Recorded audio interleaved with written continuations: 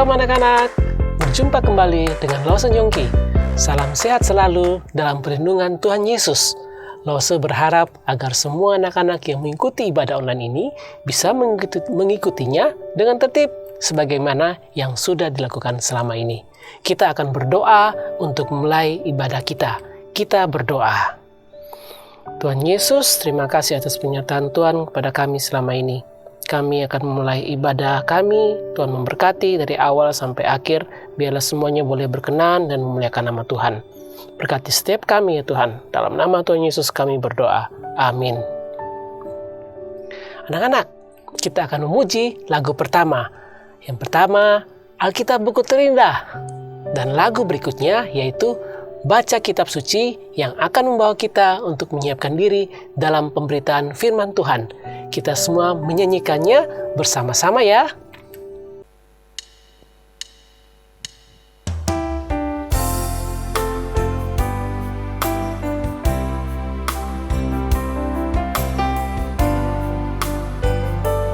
Hai kawan, tahukah kamu sebuah buku yang indah dan menakjubkan?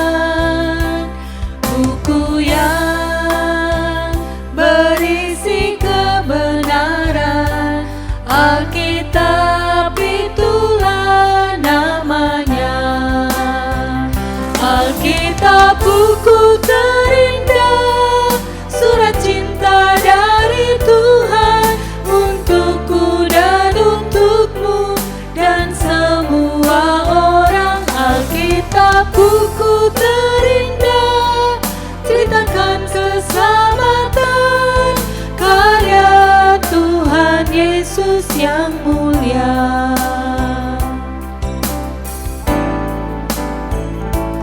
Hai kawan, tahukah kamu sebuah buku yang indah dan menakjubkan? Buku yang berisi kebenaran, Alkitab itulah namanya. Alkitab buku terindah, surat cinta dari Tuhan untukku dan untukmu dan semua orang. Alkitab buku terindah, ceritakan keselamatan karya Tuhan Yesus yang mulia.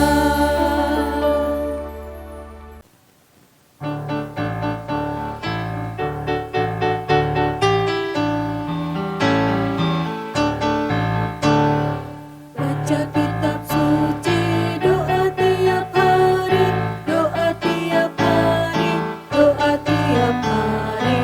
Baca kitab suci, doa tiap hari kalau mau tumbuh, kalau mau tumbuh, kalau mau tumbuh. Glory haleluya, baca kitab suci, doa tiap hari kalau mau tumbuh.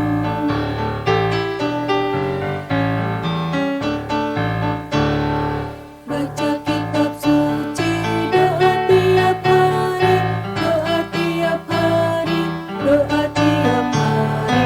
Baca kitab suci, doa tiap hari kalau mau tumbuh, kalau mau tumbuh, kalau mau tumbuh. Glory haleluya, baca kitab suci, doa tiap hari kalau mau tumbuh. Anak-anak, Lawson memegang sebuah kertas dan sebuah bolpen. Apa yang dapat kita lakukan dengan kedua bahan ini? Ya, salah satunya adalah menulis. Nah, siapa yang pernah menulis surat atau email? Banyak dari kita yang pernah ya. Nah, ingat kembali bagaimana cara anak-anak menuliskannya. Biasanya kita mulai dengan kepada siapa surat itu ditujukan atau berupa salam kepada orang itu. Ini disebut dengan bagian pendahuluan dalam tata cara penulisan surat. Di dalam Alkitab, ada beberapa kitab yang merupakan surat. Salah satunya adalah kitab Timotius. Kita coba lihat di bagian mana kitab Timotius ini berada dan siapa penulisnya. Oke, kitab Timotius ini berada di bagian belakang dari Alkitab kita, anak-anak. Sudah menemukannya? Ya, kitab Timotius ini terdiri dari 2 kitab. 1 Timotius dan 2 Timotius. Penulisnya adalah Rasul Paulus untuk seorang pemuda yang bernama Timotius. Nah, anak-anak, kitab ini adalah salah satu surat yang ditulis Rasul Paulus kepada seseorang pribadi, bukan kepada jemaat. Kita lihat bersama-sama dari kitab 2 Timotius 1 ayat 1 dan 2. Oke, anak-anak. Di bawah perikop salam. Nah, anak-anak, itulah bagian pendahuluan surat-surat yang ditulis pada zaman Paulus. Ada kalimat di dalam ayat ini kepada Timotius, yaitu anakku yang kekasih. Timotius bukan anak kandung Paulus, tetapi Paulus sayang kepada Timotius seperti anak kandungnya sendiri. Di dalam surat ini, Paulus memberitahu kepada Timotius hal-hal penting yang ingin dia sampaikan. Kita tahu bahwa pada waktu surat ini ditulis, terbatas oleh jarak, terbatas oleh waktu. Tidak seperti sekarang, kalau mau kirim berita, bisa lewat chat, bisa lewat email, atau bisa lewat telepon. Beritanya bisa real time. Saat itu juga orangnya bisa tahu, walau dia beribu-ribu kilometer jaraknya. Waktu zaman Paulus, surat itu harus ditulis, harus dikirimkan, memerlukan orang, memerlukan waktu yang cukup lama. Tergantung jarak dan waktu ke sana. Nah, anak-anak, Paulus adalah seorang misionaris besar saat itu. Bahkan dia adalah misionaris terbesar di dunia. Anak-anak tahu apa itu misionaris? Misionaris adalah orang yang telah mengalami kasih Bapa, sehingga ia terdorong untuk membagikan kasih Bapa yang ia alami kepada orang-orang yang sama sekali tidak mengenal Allah. Kota Kupang mendapatkan misionaris pertama dari negara Belanda, sekitar 400 tahun yang lalu. Misionaris masih ada sampai sekarang, anak-anak. Mereka menjangkau orang-orang yang tidak mengenal Allah. Bahkan di NTT juga masih ada misionaris yang datang. Nah, anak-anak, ketika Timotius masih muda, misionaris Paulus mengunjungi rumah Timotius. Dan, tahukah anak-anak apa yang Paulus katakan saat bertemu dengan Timotius? Ia berkata, "Timotius, aku telah mendengar bahwa kamu mengasihi Tuhan dan mengasihi firman-Nya. Maukah kamu pergi bersamaku dan menjadi penolongku?" Timotius mau, anak-anak. Kemudian Timotius pergi mengunjungi banyak tempat bersama Paulus sebagai penolong, dan Paulus mengajarkan bagaimana cara untuk berkhotbah. Paulus menyuruh Timotius untuk tinggal dan menolong gereja di Efesus. Sebagai seorang muda, dia diperhadapkan dengan ajaran-ajaran palsu dari orang-orang yang tidak beriman. Dan dia harus mengurus jemaat. Pada waktu itu banyak ajaran dari orang-orang yang tidak beriman yang beredar di Efesus. Syukurlah Timotius dari kecil, bahkan sejak bayi, sudah diajarkan firman Allah. Pasti anak-anak berpikir, bagaimana bayi bisa belajar firman Allah? Anak-anak pernah lihat ibu kita menyanyikan lagu rohani? Atau berbicara? Atau membacakan Alkitab secara bersuara kepada adik kita yang masih bayi? Atau bahkan membawanya ke gereja dan sekolah minggu? Itulah cara mengajarkan kepada bayi tentang firman Allah. Bayi selalu mendengarkan, bayi selalu belajar. Jadi, anak-anak yang masih punya adik bayi di rumah, nyanyikanlah lagu rohani untuk mereka. Bacakanlah mereka Alkitab, atau ceritakan lewat buku cerita tokoh-tokoh tentang Alkitab. Berbicara kepada mereka, ajarkan kepada mereka perkataan yang baik ya, karena ingat, bayi akan mendengar, bayi akan mempelajari hal-hal di sekitar dia. Nah, Timotius sendiri dididik oleh mamanya Eunice dan neneknya Louis tentang Tuhan. Dia rajin baca Alkitab dan banyak menghafal ayat Alkitab. Nah, Timotius bertumbuh dewasa dalam kasihnya kepada Tuhan. Kita buka bersama-sama dari kitab 2 Timotius 3 ayat 14 sampai 16. Oke. 2 Timotius 3 ayat 14 sampai 16. Lose bacakan ya. Tetapi hendaklah engkau tetap berpegang pada kebenaran yang telah engkau terima dan engkau yakini, dengan selalu mengingat orang yang telah mengajarkannya kepadamu. Ingatlah juga bahwa dari kecil engkau sudah mengenal kitab suci yang dapat memberi hikmat kepadamu dan menuntun engkau kepada keselamatan oleh iman kepada Yesus Kristus. Segala tulisan yang diilhamkan Allah memang bermanfaat untuk mengajar, untuk menyatakan kesalahan, untuk memperbaiki kelakuan, dan untuk mendidik orang dalam kebenaran. Anak-anak, di dalam suratnya, Rasul Paulus mengingatkan Timotius bahwa kitab suci adalah buku yang istimewa karena buku ini diilhamkan oleh Allah. Ini berarti bahwa Allah mengucapkan kata-kata dalam Alkitab. Alkitab bukanlah gagasan, Alkitab bukanlah ide, Alkitab bukanlah pemikiran manusia. Itu adalah firman Allah. Paulus mengatakan bahwa Allah memberi kita Alkitab, sehingga dengan demikian tiap-tiap manusia kepunyaan Allah diperlengkapi untuk melayani Allah. Manusia kepunyaan Allah artinya kita semua orang Kristen. Diperlengkapi artinya mempunyai segala sesuatu yang diperlukan. Contohnya nih, buat anak-anak yang biasa naik sepeda, kita perlu peralatan yang memadai agar tidak terluka waktu bersepeda.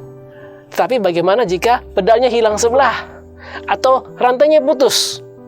Sepeda tidak bisa kita jalankan, kan? Ataukah pernah naik sepeda pakai kaki telanjang tanpa alas kaki? Wah, telapak kaki kita akan luka atau tergores. Kita perlu alas kaki seperti sepatu. Nah, anak-anak, seperti kita memerlukan sepeda dengan peralatan yang lengkap, sepatu, bahkan mungkin helm. Begitu juga kita memerlukan semua firman Allah untuk benar-benar diperlengkapi untuk hidup bagi Tuhan. Itu berarti kita perlu membaca Alkitab dan benar-benar mempelajari apa yang Allah katakan. Bagaimana cara kita untuk bisa membaca Alkitab yang isinya demikian banyak? Usahakan untuk membaca Alkitab setiap hari. Tidak gampang, tapi mintalah Roh Kudus untuk menguatkan kita untuk membaca Alkitab setiap hari. Kita harus mempunyai motivasi dan tekad seperti seorang Timotius. Minggu ini sampai minggu depan, Paulus kasih tugas kepada anak-anak untuk membaca kitab 1 Timotius dan 2 Timotius. Yang belum bisa membaca, minta tolong pada orang tua untuk bisa membacakannya untuk anak-anak. Sehari 1 pasal saja. Membaca Alkitab tidak sama dengan membaca buku cerita biasa ya anak-anak. Mintalah Tuhan untuk menolong. Berdoa. Bagi yang bisa membaca, silakan membaca. Kalau yang tidak ada yang tidak dimengerti, bisa dibikin catatan dan kemudian bisa minta penjelasan kepada lause-lause. Nah, anak-anak membaca Alkitab bukan sekedar saja atau pas ada waktu luang nih. Justru kita harus meluangkan waktu untuk bersatu teduh bersama-sama dengan Tuhan. Nah, dengan membaca dan melakukan kata Tuhan melalui tindakan yang nyata, kita telah menjadi misionaris.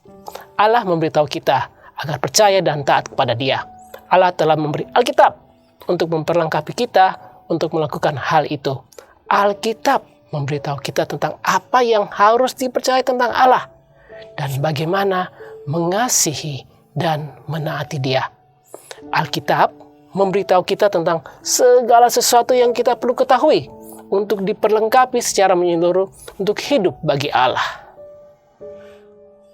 Anak-anak, ayat hafalan kita buat kelas kecil dari Yohanes 6 ayat 68b. Yohanes 6 ayat 68b. Tuhan, kepada siapakah kami akan pergi? Perkataanmu adalah perkataan hidup yang kekal. Untuk kelas besar, ayat hafalannya adalah merupakan aktivitas kelas besar yang anak-anak kerjakan. Ayo temukan dan hafalkan ya. Aktivitas kita hari ini bisa dibantu oleh orang tua untuk menyelesaikannya. Kelas kecil adalah mewarnai. Perintahnya adalah warnai setiap kotak atau ruang yang memiliki titik-titik. Kotak-kotak yang diwarnai itu akan membentuk huruf-huruf menjadi sebuah kata. Selesai kerja, kirim ke guru sekolah minggu, jadi bisa dinilai sudah benar atau belum. Nah, aktivitas kelas besar yang merupakan ayat hafalan kita minggu ini adalah menyusun kata-kata.